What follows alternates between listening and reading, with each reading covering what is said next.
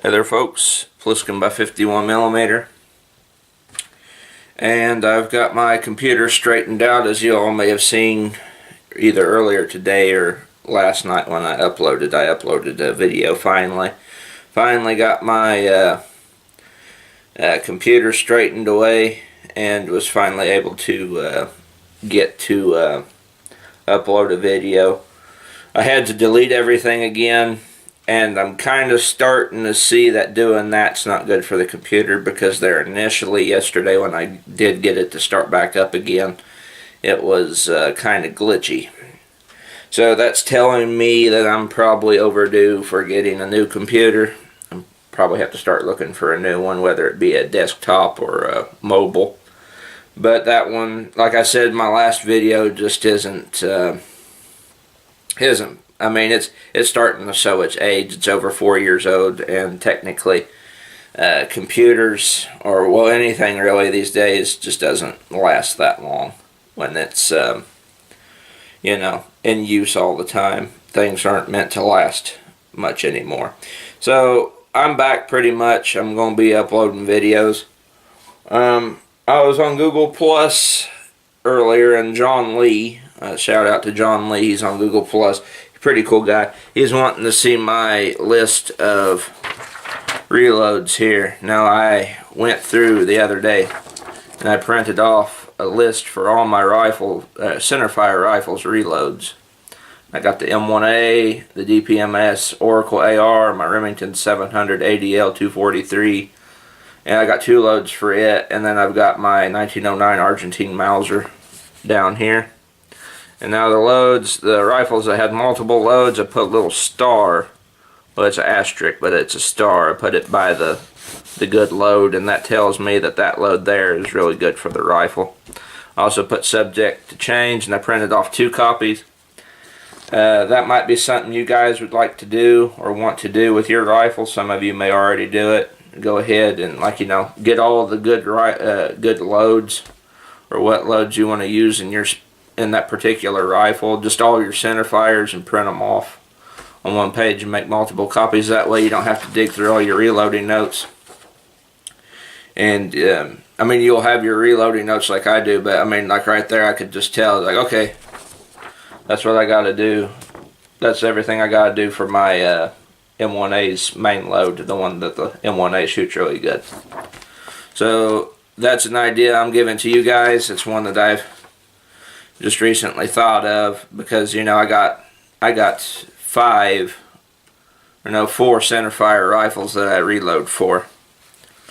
I read the second loading for my Remington 700 and thought I had thought it was 5, but I have 4 centerfire rifles that I load for.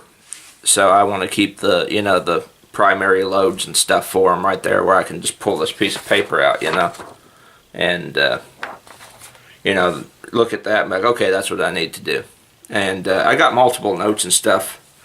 The M1A had a second load that we developed for it. It was load number 2.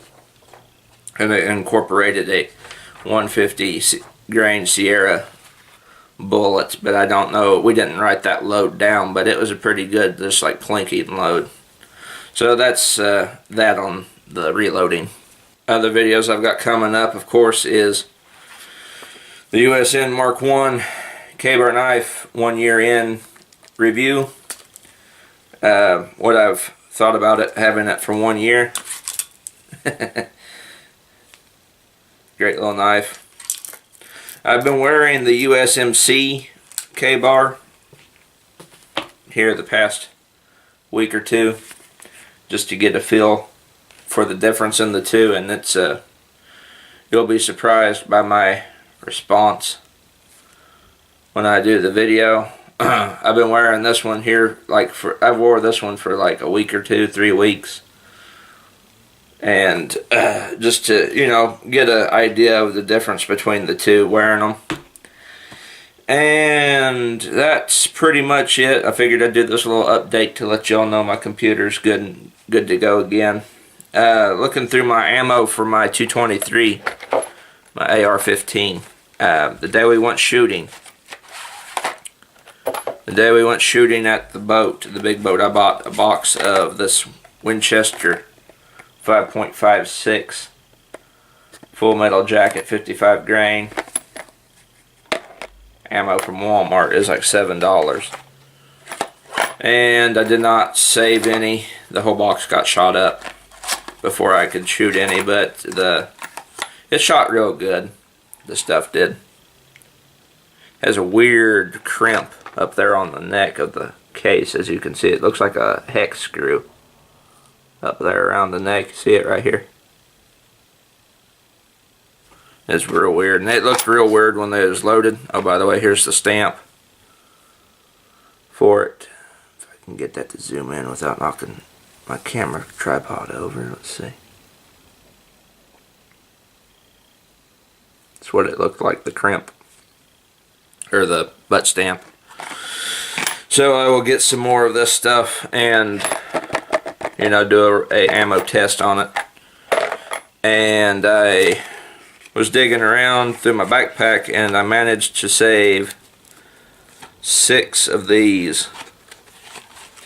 Come on out. 6 of these 5.56 Federals, or American Eagle Federal ammo. See? This is what I got from Cabela's. So I got 6 of these, and I can do a ammo test on that if you guys want me to. I think I will. Go ahead. I got the AR sitting right here.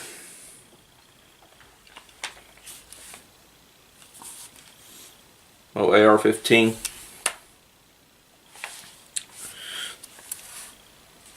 The coating's holding up really well on it.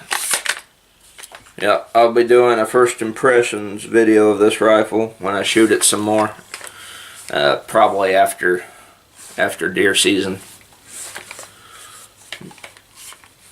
I gotta get to the range and shoot a little bit more, but so far right now I've run at least, I'd have to say, over probably about 120 rounds through it. I know that ain't a whole lot, but I haven't had a single jam or a single failure to feed. I had one double feed problem once, but that was because of me. It stripped the first round off, and I thought it didn't, and I pulled it back, and then something happened there. But it had one double feed issue at the range, but I think that was all because of me. And so far I haven't had no more problems with it, other than just not having enough time to get out and shoot it more. That's been my only problem. But that's soon to change. That's soon to change. Oh, speaking of AR-15, I bought from Burnell's, or not Burnell's, Midway. I bought a 20-rounder M1A mag, a new 20-round magazine for the M1A, and I bought a 10-round magazine for the AR-15 Stoner mag, because the 30, I keep the 30 loaded. The 30 sits too far down when I put it in, so I'll go ahead and demonstrate.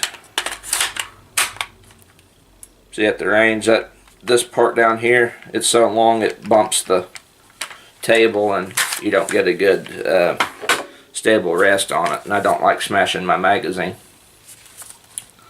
So I got 10 rounder for the AR and another 20 rounder for the M14 coming in, so stay tuned for those. I'll do my first impressions on them and then take them to the range and see how they function. So anyway, it's been Pliskin by 51mm. I got my computer straightened away and got other things coming up. Figured I'd do a video, let y'all know I'm still good to go. And I have not receded off the internet just yet. I did have a interesting issue on Google Plus the other day, though. Okay, so I was on Gmail.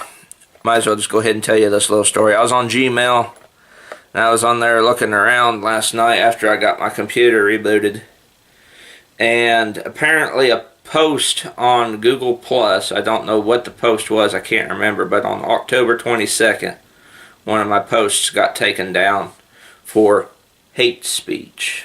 Whatever that means is beyond me, because hate speech could be, well, you just didn't, I don't agree with what you're saying, so I'm offended. So I don't know how that happened or what post it was on. I can't even remember what it would have been, but it said on October 22nd. So like a post of yours has violated Google terms and has been taken down.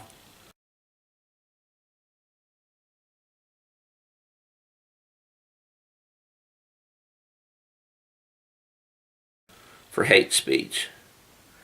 So, and if you guys know me, I don't post anything hateful or anything like that. I don't go on big rants over stupid nonsense or anything like that. So, it may have just been simply I posted something that was conservative mindset and it got snitched, got taken off. So that was kind of interesting, an interesting development. First one of those I've had. And I had never known that had happened until I looked at my Gmail, because there was no message, nothing popped up on notifications or nothing. I had to go to my Gmail mailbox to figure it out, to figure out that something I wrote got pulled for hate speech, whatever that means. It could mean anything. So I'm gonna have to start keeping an eye on that, and I ain't gonna quit posting, but might have to start keeping an eye on my inbox on Gmail, because they might be trying to pull the rug from out from underneath me, and I not know it until it's too late, until I get on and my account's gone. So I'll have to start paying attention to that a little bit more. Well, anyway, this has been Pliskin by 51mm, and I'll see you guys all in the next video.